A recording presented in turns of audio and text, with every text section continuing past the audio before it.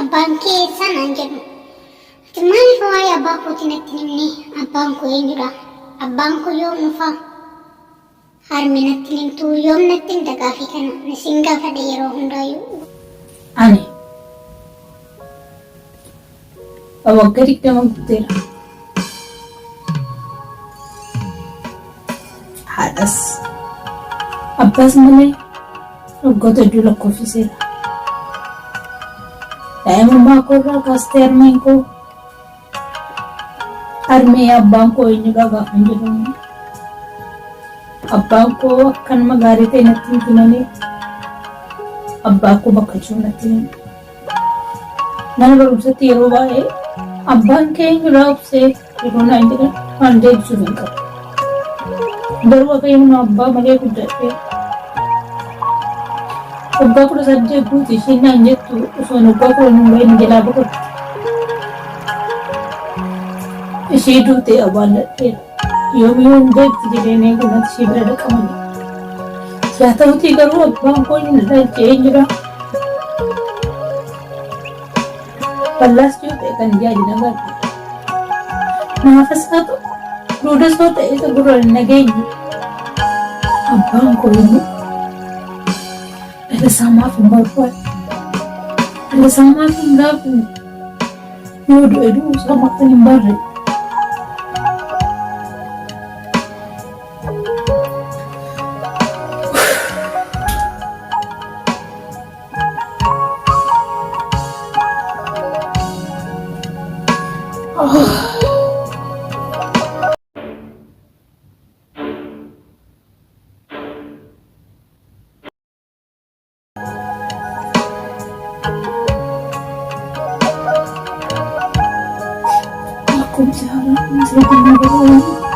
Maqaan koo kan onni irraa maddee qilleensarraan qaari'ee addunyaa hundarra naanna'ee kufee ka'ee bakkuma jirtutti si haa ga'u.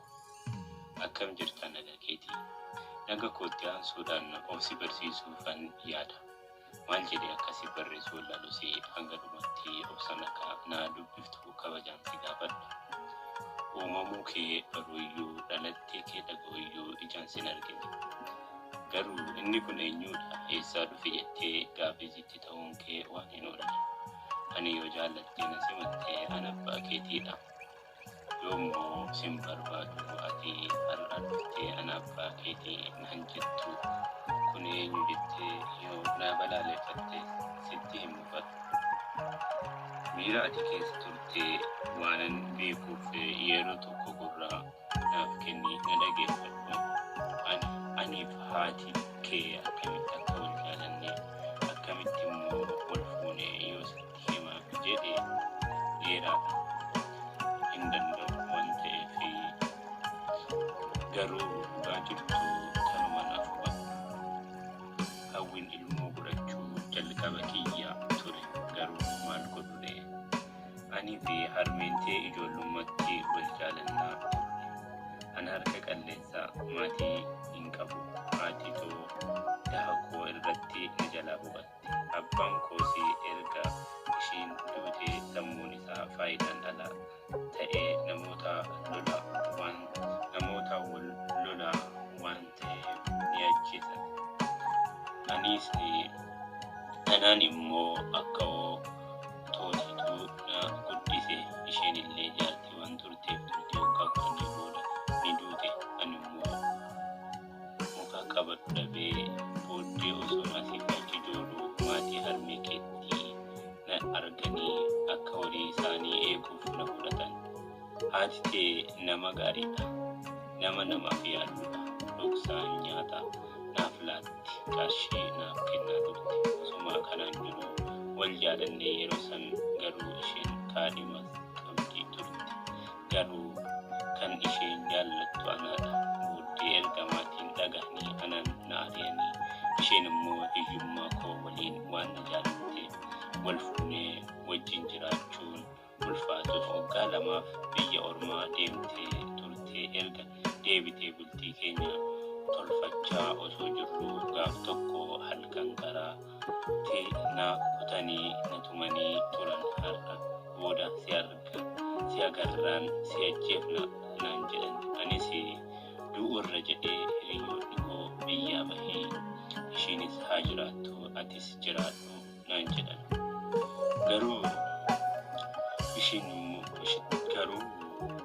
garuu ishitti immoo himuu nan sodaadhe.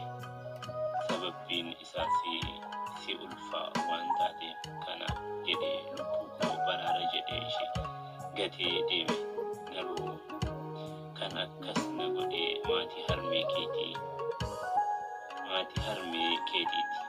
Ani gaarummaa koo sitti himuuf miti. Kanan maa jiru balleessaa koo guddaadha. Erga karaa seeraa alaa biyyaa bahee booddee dararaa guddaa keessaa dabree yeroo sanatti nama hedduun wal baree ishee immoo dagadhe.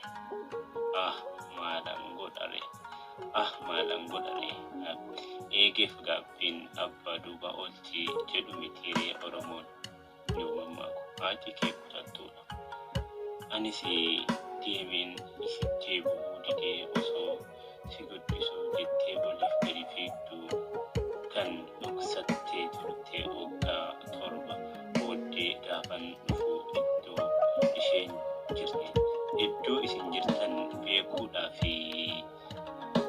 iddoo isin jirtan beekuudhaa fi iddoon ani hin seenne hin jiru. Garuu isin argachuu hin dandeenye. Gaaf tokko guyyicha hospitaala jirti kottu naan jedhanii na waaman. Maal godhu garuu ani isin qaqqabee isheen dubbachuuf ija ol qabattee nama hin ilaaltu. Dhufee yoo hin yaadatta ta'ee hin du'in maaloo jedhee ture.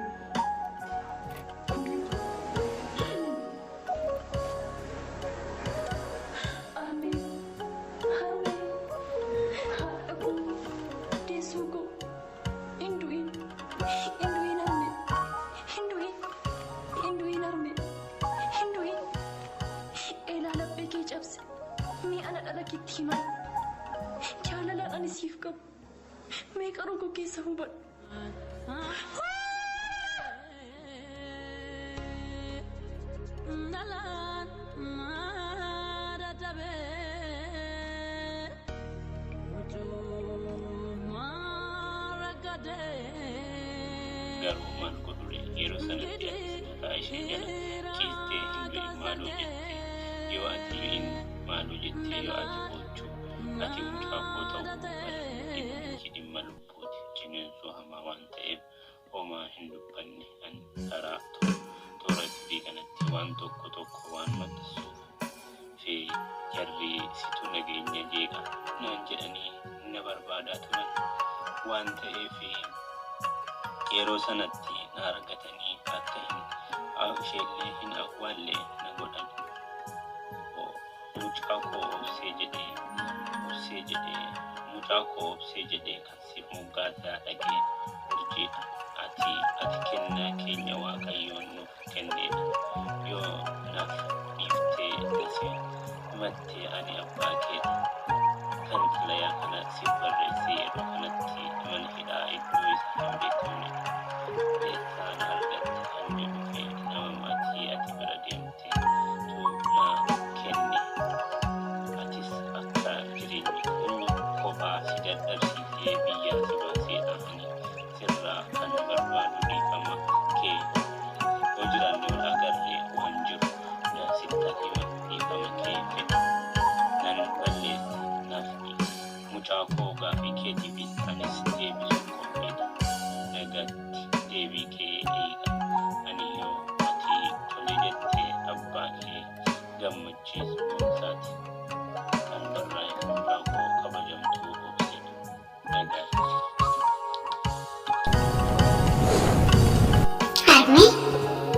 Harmee abbaan koo eenyudha? Ijoollee yeroo baay'ee mana barumsaa keessatti na gaafatu abbaan kee eessaa naan jedhu. Ati maaliif waa'ee abbaa kootii natti hin himne? Abbaan koo eenyudha? Abbaan koo yoom dhufa?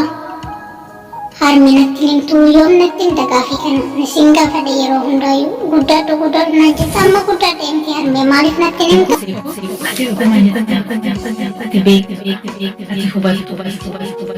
Obsee guddatti gaafa jedhamu umurii kanatti kan obsee garuu waan dhumuu qabaa jira yeroo tarii beekamu waa'ee kanaa ammasii kan ta'e waan ta'eef garuu bakka Sagalenjirati abbaan kee nama gaarii baatee baatee na barbaade. Ittiin isa guddaan daandii keessa tarii abbaan kee gaafii fuudhee deebi'ee yoo ta'e akka ati dhiifte anaan nuun jiraatu yoom hin jirre nama qulqulleessu abdii sirraa hin qabu. Maaliif ati mucaa koo ishee jedhu abbaa kee fakkii jedhe akka ati hin qabu adaraa sin jedhu garuu bakka jiranitti abbaan kee nama gaarii baatee baatee na barbaade. Ittiin isa guddaan daandii keessa tarii abbaan kee gaafii fuudhee deebi'ee yoo ta'e akka ati dhiifte anaan nuun jiraatu yoom hin jirre nama qulqulleessu abdii sirraa hin qabu. Maaliif ati mucaa koo ishee jedhu abbaa kee fakkii jedhe akka ati hin qabu adaraa sin jedhu ishee